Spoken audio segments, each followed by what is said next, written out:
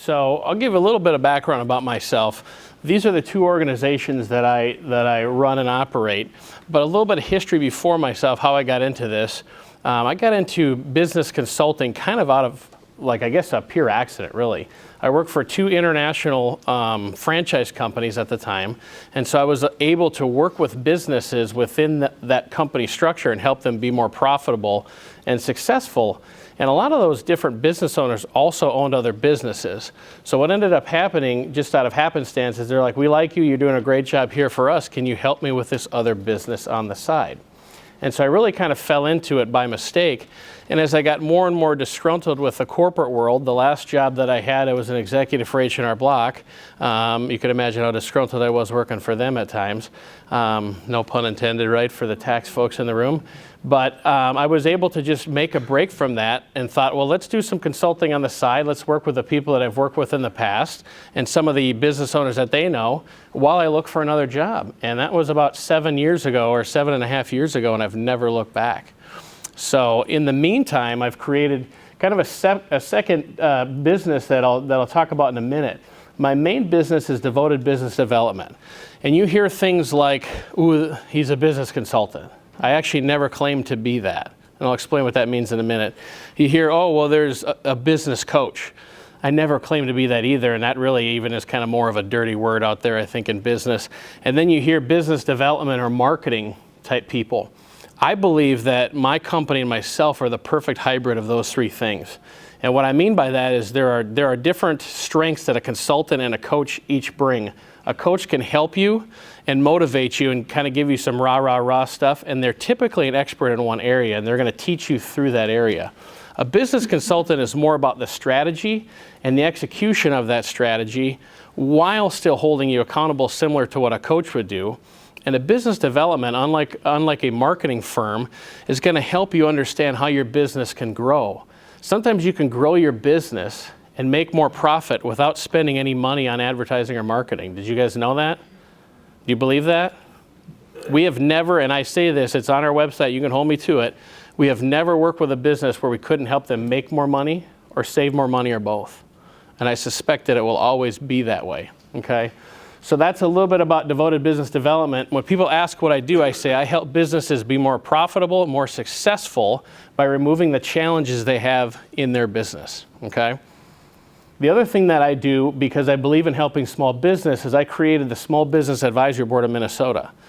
In that, there are professionals like Larry, who's sitting in the front seat here, that are CPAs, business attorneys, business brokers, all kinds of different professions that are experts in their field, and we provide a free lunch and learn every single month. And in that lunch and learn, the topic varies. There's some information on the back if you'd like to pick up and talk about the schedule back there. But most importantly, on the back side of that, there's 40 minutes where you guys as business owners can ask us a question about what might be troubling you or plaguing you within your business. So how often do you get to ask an attorney a question for free? Not very often, right? It doesn't happen very often. So that is a place that you can do that. So those are the two businesses that I operate and work under. And when I got asked to do this, I was pretty excited. I hadn't been asked to speak here before, and one of the reasons I was excited is because about 75% of the businesses we work with are in chaos. So think about that for a minute. 75% of our customers coming to us are struggling to make money, or they're in literally utter chaos. How can that be, right? There's a lot of resources out there, there's a lot of things that can happen, but they're in chaos. It happens because they don't have a proper success plan. And even if they do have a plan, if you read our article in the Minnesota Business, our New Business Minnesota, we talked about what happens when you get punched in the face, right? Your plan sometimes goes like this instead of a straight line, okay? So you have to be able to adapt to that. So what I want to talk about a little bit, and I'm going to bring this back around why I want to discuss this, but what causes business failure? That's what I'm going to talk about here today, and I'm going to tie it all together for you. Well, what does Forbes say? Let's not talk about what Vernon says. Let's see what Forbes says. As high as 90% of businesses fail within the first 5 years. That was from a recent December 2016 publication. 9 out of 10. Okay? That's pretty high. I don't care how you twist that number, even if it's 7 or 8 out of 10, because statistics, you can twist them any way you want, right? I'm a Chicago Bears fan. I can talk a lot about our win-loss total. It's still a bad season, right? 90% is not a good number, and there's a lot of reasons for that, okay? Roughly 70% of those, and this is what I never understood when I was consulting on the side until I saw it happen firsthand. 70% of those fail while they're in a growth phase. Think about that for a minute. How can that happen? Well, you heard what Tom said, right? I'm making more money, but I have less to show for it, okay? That floored me because I could never understand that. You work so hard to get to that growth phase from a startup, and then you fail. It's crazy. As many as 90% of businesses do not have a written business plan or strategy in place, and those that do lack the thorough planning for proper growth, people development, catastrophe planning, and budgeting. That's interesting. I probably couldn't have summed that up better myself. So what do we say? What do we see when we're in businesses, and what do I say why businesses fail? Okay? This is the biggest one. Okay? You don't know what you don't know when it comes to being a business owner.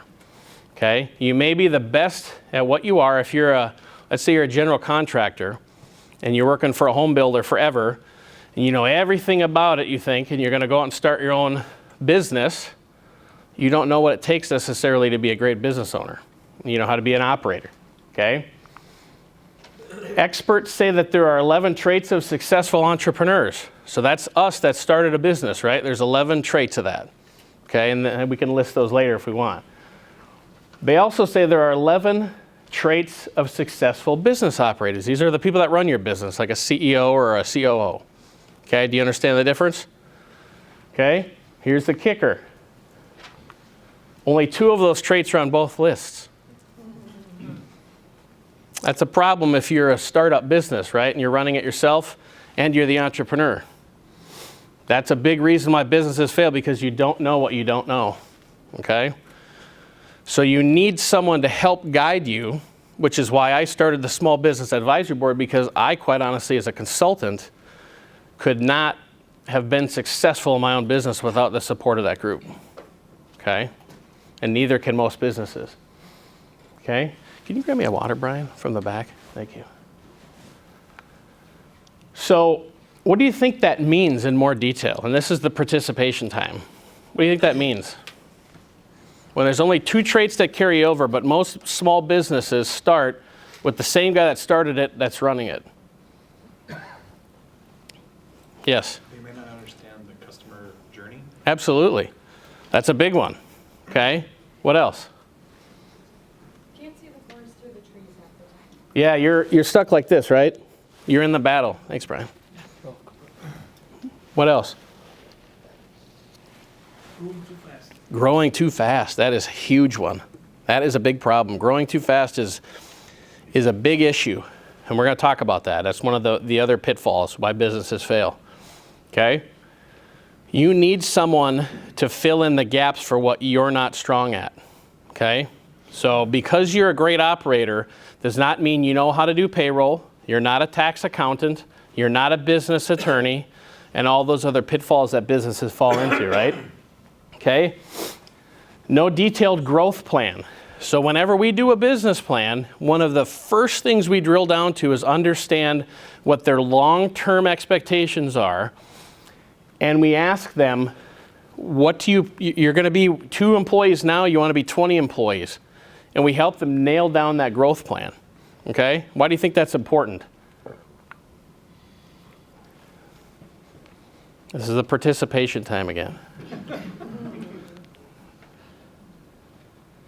Because when is the proper way to grow your business, and when is the right time? If I asked 100 of you, you'd have 100 different answers, right? That's the reason, okay? And I can't give you a solid answer that fits everybody cookie cutter, okay? You have to know the business and understand the business model, and we call it, and I got to come up with a better name for this. You guys can help me name it, and I'll give you some credit for it if you want. I call it the definition of the business model. How does the business make money? How does it spend money? And what do you do with the profits afterwards?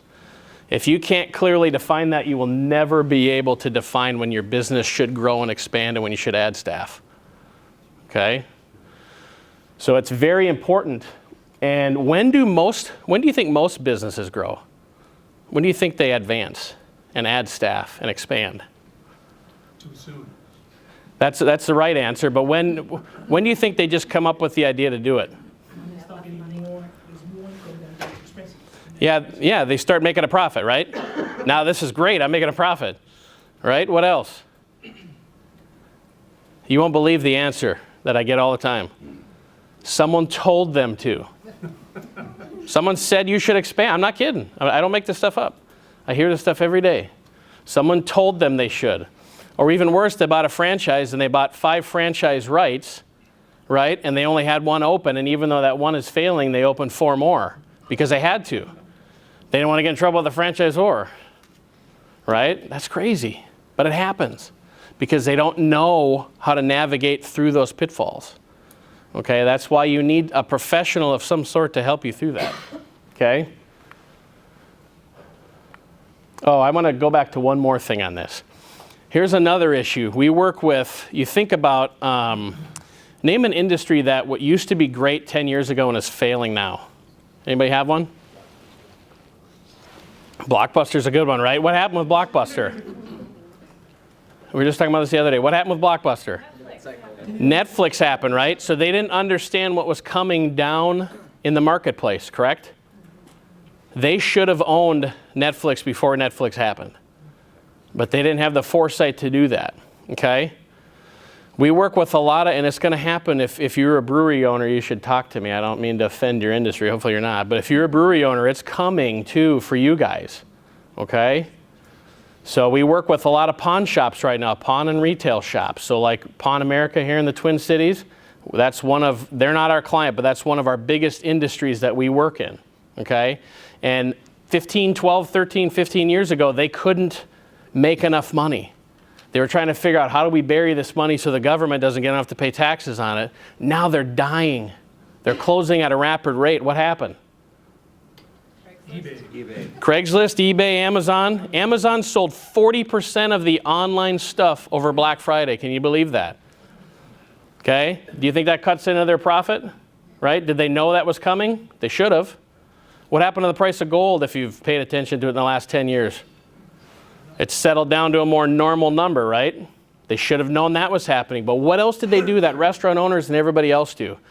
When you have one successful location, you're making a bunch of money, you open a second one. How do you open that second one? You take half the staff, right? Common sense would tell you take half the staff from the first one, put it in the second one, and now your cash cow is now diluted, right? You diluted the talent pool within that deal. And they forgot how to run their business, buy low and sell high. And it's killing them all across the United States, okay? Know when to grow and have a plan to do that so that you don't grow yourself into extinction, okay? Pricing strategy, not perfect. I've never heard anybody else talk about pricing strategy besides myself. Maybe I'm crazy. Why is pricing important? Anybody? Competition? Okay. It's part of the perception of the individual buyer. Very much perception, right? So there are liquor companies that fight each other over being the highest priced bottle of wine and booze in the liquor store. Did you know that? And it has not hurt their sales. Okay? So when you set your price low, it's a lot higher to make it go high, correct? Agree or disagree? Very important, right?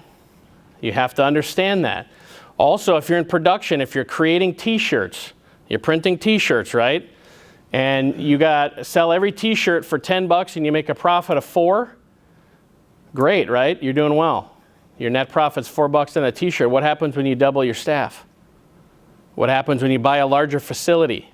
What happens when you take out a loan to expand and have to buy items up front to handle the large orders that are coming in? Are you covering your overhead? No one ever thinks about that, but it will bankrupt you, and it'll be one of the reasons why businesses fail and have no cash flow as they grow and expand. Does that make sense? This is a big one. Pay attention to this one. It's a very big one.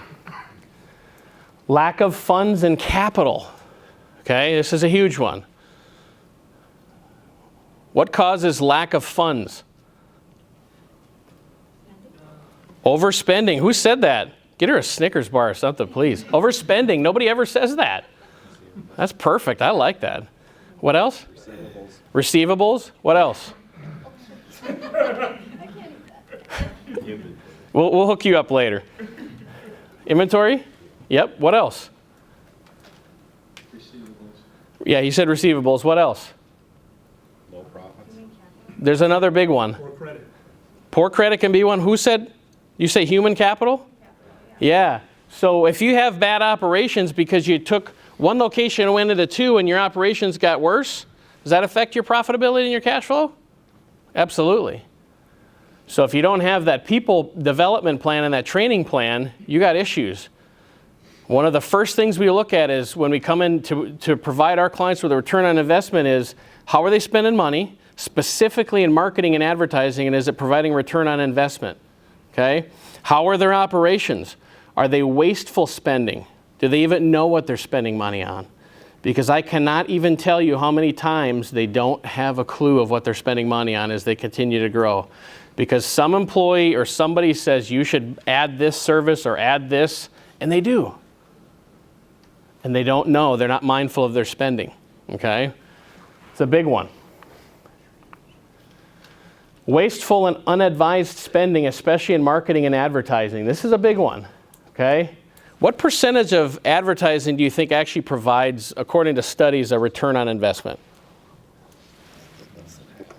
Less than half, Larry says. He's in a marketing world a little bit. Anybody else? 10%. 10% is close. 80%. So as much as 80% of dollars spent on marketing do not provide a return on an investment. Okay? Yes? Does that include short-term, long-term? Yes. How can that be? Yes?